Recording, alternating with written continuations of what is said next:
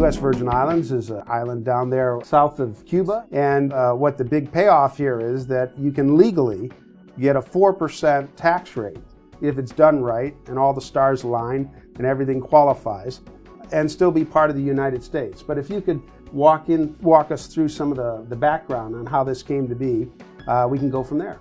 I think to start from a historical perspective, the Virgin Islands were owned by a number of countries over the years, kept going back and forth. It was a valuable landmass that seemed to always be being fought over. And eventually the Danish ended up with it for a large period of time. And during World War I, for national security purposes, when Germany was starting to attack Denmark, the United States determined that these islands, which were so close to the U.S. mainland, would probably be a good idea if somebody other than Denmark owned them, especially if the Germans were going to take over. So the United States purchased them, and I believe it was around 1917. And for many, many years, they were basically just a naval base. But in the 1960s, they started bringing the idea of tourism into the picture.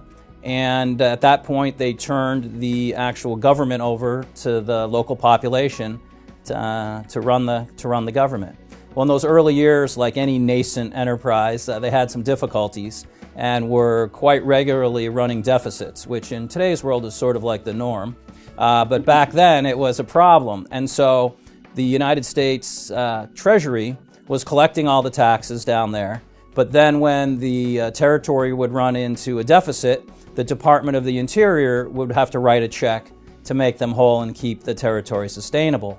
So someone in Washington said, hey, why don't we just let the Virgin Islands collect their own taxes and keep the money there, instead of burdening with all this administrative cost of collecting it and then just turning around and returning it.